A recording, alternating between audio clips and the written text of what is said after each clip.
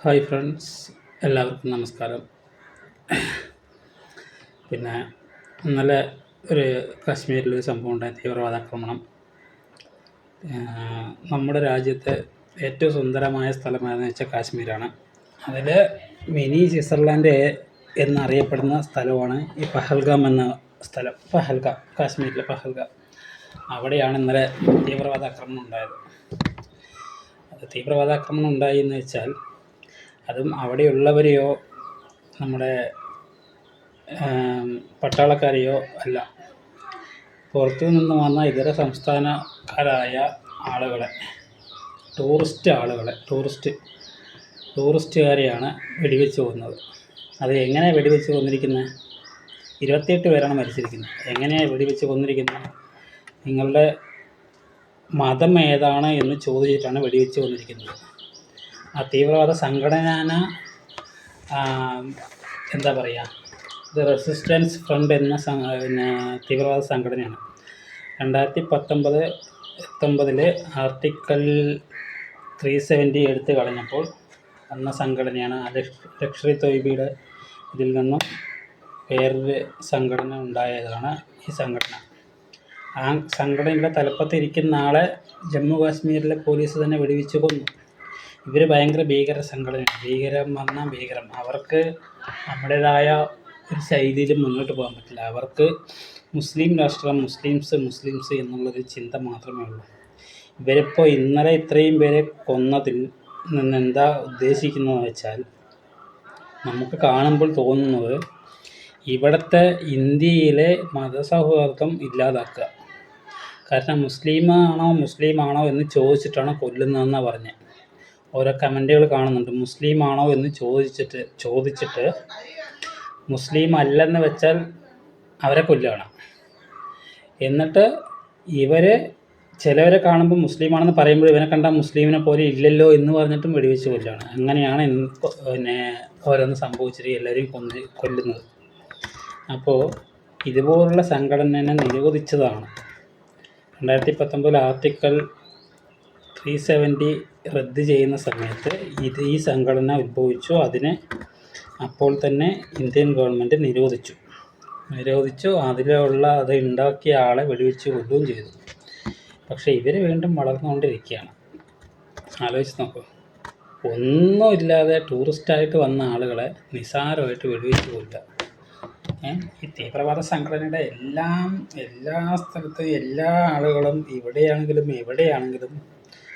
ഈ ലോകത്തിൻ്റെ ഏത് സ്ഥാനത്താണെങ്കിലും ഈ തീവ്രവാദ സംഘടനയുടെ ഒരേ ലക്ഷ്യം മുസ്ലിം രാഷ്ട്രം അവരുണ്ടാക്കുക എന്ന് മാത്രമാണ്. അവർക്ക് വേറെ ഒന്നുമല്ല അവരുടെ ലക്ഷ്യം.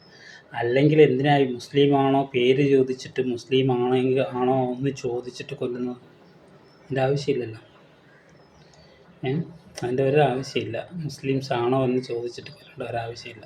അപ്പോൾ അവരുടെ ലക്ഷ്യം നമുക്ക് അറിയാം. എന്താ ലക്ഷ്യം?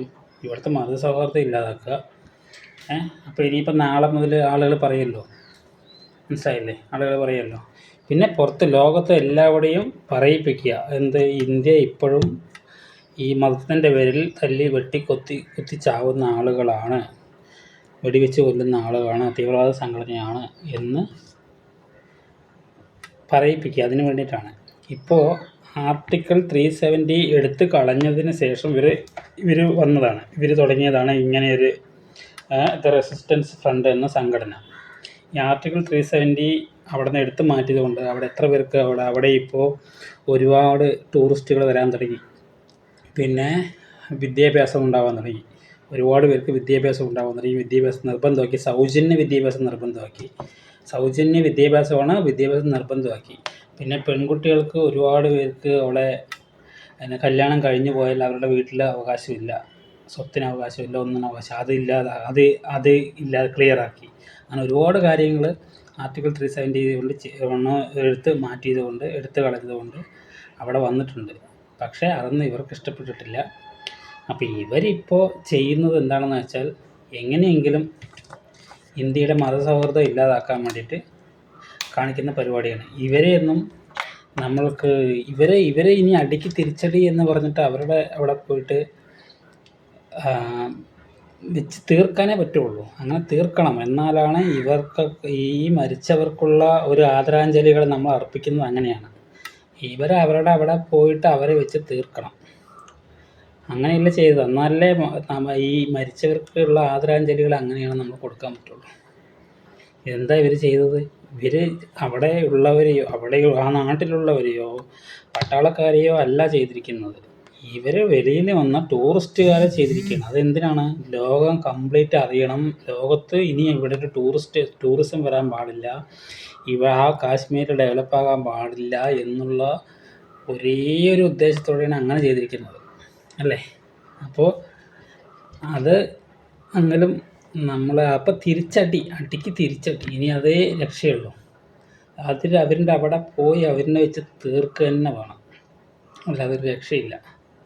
ഇതെന്താ ഇതൊക്കെ ആലോചിച്ച് നോക്കും. നമ്മളൊരു ടൂറ് പോയിട്ട് ഇരിക്കുമ്പോൾ സമയത്ത് നമ്മളെ പേര് ചോദിക്കുക, നമ്മളെ വെടിവെച്ച് കൊല്ലുക. ഇവരുടെ എന്ത് മൈൻഡാണ്, എങ്ങനെയാണെന്നൊന്നും ഒരു ഐഡിയയില്ല. ഈ ലോകത്തിലുള്ള തീവ്രവാദ സംഘടനയിൽ എല്ലാവർക്കും ഇതേ തന്നെയാണ്. ഇതിപ്പോൾ പാകിസ്ഥാൻ തീവ്രവാദികളുടെ, എല്ലാ പാകിസ്ഥാനും ഞാൻ കുറ്റം പറയില്ല, നമുക്ക് പാകിസ്ഥാനികളെ പരിചയമുള്ള ആളുകൾ, നല്ല ആളുകൾ എനിക്കുണ്ട്. എൻ്റെ ഫ്രണ്ടുണ്ടെന്ന് പറഞ്ഞാൽ അങ്ങനെ ഫ്രണ്ടല്ല, ഗൾഫിൽ പോയി പരിചയപ്പെട്ട പാകിസ്ഥാനി അടിപൊളി നല്ല സ്വഭാവമുള്ള, അത്ര നല്ല സ്വഭാവമുള്ള ആളുണ്ട്. പക്ഷേ പാകിസ്ഥാനി തീവ്രവാദികളാണ് ഇവർക്ക് ചൂട്ടുപിടിച്ച് കൊടുക്കുന്നത് ഉറപ്പാണ്. അല്ലാതെ പിന്നെ നമ്മുടെ ഇവിടെയും കുറേ പേരുണ്ടാവും, അവരെയും പിടിക്കണം. നമ്മുടെ ഇന്ത്യയിലും ഒരുപാട് ആളുകളുണ്ടാവും ഇതിന് സപ്പോർട്ടായിട്ട്, അവരെയും പിടിക്കണം. ആലോചിച്ച് നോക്കുക. ആർട്ടിക്കിൾ 370 എടുത്തു മാറ്റിയപ്പോൾ അവിടെ ഒരുപാട് കാര്യങ്ങൾ ഡെവലപ്പായിക്കൊണ്ടിരിക്കുകയാണ്. ടൂറിസ്റ്റ് മേഖല വികസിച്ചു, കാർഷിക മേഖല വികസിച്ചു, അങ്ങനെ ഒരുപാട് സംഭവങ്ങൾ വന്നുകൊണ്ടിരിക്കുകയാണ്. അപ്പോൾ അത് ഇവർക്ക് ഇഷ്ടപ്പെടാതെ ഇവർ ചെയ്ത പരിപാടിയാണിത്. അങ്ങനെ ഇനി ഒരു ടൂറിസ്റ്റുകൾ വരണ്ട, അവരുടെ കാര്യങ്ങൾ അവരുടെ ഭരണവും മതി എന്ന് പറഞ്ഞിട്ട് ചെയ്യുന്ന പരിപാടിയാണ്. അതിന് ഇവിടെ ഒരാളുടെ സപ്പോർട്ട് ഇല്ലാതിരിക്കുന്നു തോന്നുന്നുണ്ടോ? ഇവിടെ ആരുടെയെങ്കിലും സപ്പോർട്ട് ഉണ്ടാവും, ഉറപ്പാണ്. ആ സപ്പോർട്ടും കൂടി കണ്ടുപിടിച്ച് അവനെ തീർത്ത് കളയണം. ഇത്രയും പേര് ഒന്നും അറിയാത്ത നിരപരാധികളെ തീർത്തത് കൊണ്ട് ആ വ്യക്തിനെയും തീർത്ത് കളയണം, എല്ലാവരെയും തീർത്ത് കളയണം. മനസ്സിലായില്ലേ? ഇതെന്താ, എവിടേക്കാണ് ഈ ലോകം പോകുന്നത്? ആലോചിച്ച് നോക്കൂ. ഒന്നും അറിയാത്ത നിരപരാധികളാണ്, നമ്മൾ പറയുമ്പോൾ എല്ലാവരും സോഷ്യൽ മീഡിയയിൽ കമൻസ് അത് ഇതെന്നൊക്കെ പറയും. പക്ഷേ ഇത് എന്തിനാണ് ഇങ്ങനെ ചെയ്യുന്നതെന്ന് ഇപ്പോഴും ഒരു പിടി കിട്ടിയിട്ടില്ല. എന്താ ആലോചിച്ച് നോക്കിയേ. 28 പേര് അവർ ടൂറ് വന്നതാണ്, സ്ഥലം കാണാൻ വന്ന് ആസ്വദിച്ചുകൊണ്ടിരിക്കുകയാണ്. അവരുടെ പേര് ചോദിച്ചിട്ട് മതം വേറെയാണെന്ന് പറഞ്ഞാൽ വെടിവെച്ച് കൊല്ലുക. അപ്പോൾ ഇവരുടെ ലക്ഷ്യം എന്താണ്? ഇവിടെ ആരും വരാൻ പാടില്ല, ഇനി ഇവിടെ ഒരു ടൂറിസ്റ്റ് മേഖല ആകാൻ പാടില്ല, ഇവിടെ ഒരു ഡെവലപ്പ് പാടില്ല, ഒന്നും ചെയ്യാൻ പാടില്ല, അവരുടെ ഇതിലായിരിക്കണം എന്ന് പറഞ്ഞിട്ട്. ഇവർ പണ്ട് നോട്ട് നിരോധിക്കുമ്പോഴും അല്ലാത്ത സമയത്ത് എപ്പോഴും ഇവർ പാകിസ്ഥാനികളുടെ സപ്പോർട്ടില്ലാതെ ഇതൊന്നും ചെയ്യില്ല. മനസ്സിലായി? ഇപ്പം നമുക്ക് അതിനാരെ തെളിവുണ്ടോ അതൊക്കെ നമുക്ക് NIA അന്വേഷിക്കുന്നുണ്ട്, എല്ലാം ചെയ്യുന്നുണ്ട്. പക്ഷേ ഈ സംഘടനയെ നിരോധിച്ചതാണ്. ഈ സംഘടനയെ കൊണ്ടുവന്ന ആളിനെ വെടിവെച്ച് കൊന്നതാണ്, എല്ലാം ചെയ്തതാണ്. എന്നിട്ടും വീണ്ടും ഇവർ വളരുകയാണ്. അപ്പോൾ പിന്നെ ഇവിടെ ഒരാളുടെ സപ്പോർട്ടില്ലാതെ ഈ ടൂറിസ്റ്റ് മേഖലയിൽ ആളുകൾ വരുന്ന സ്ഥലം കറക്റ്റായിട്ട് സ്പോട്ട് ചെയ്ത് അത് നേരെ അവിടെ വന്ന് കൊല്ലണമെങ്കിൽ ഇവിടെ ഒരാളുടെ സപ്പോർട്ടില്ലാതെ ചെയ്യാൻ പറ്റില്ല. അപ്പോൾ അതും കണ്ടുപിടിക്കണം. പിന്നെ ഈ ചെയ്തവരെ എല്ലാവരെയും നിരത്തി വെടിവെച്ച് കൊല്ലണം. അതാണ് നമുക്ക് ചെയ്യാൻ പറ്റിയ ഏറ്റവും വലിയ ആദരാഞ്ജലികൾ അവർക്ക് അർപ്പിക്കുന്നത്, ഈ മരിച്ചവർക്ക് വേണ്ടി അർപ്പിക്കുന്നത്. അത് ഇന്ത്യ ഗവൺമെൻറ് ചെയ്യുന്നുള്ള പൂർണ്ണ വിശ്വാസമുണ്ട്.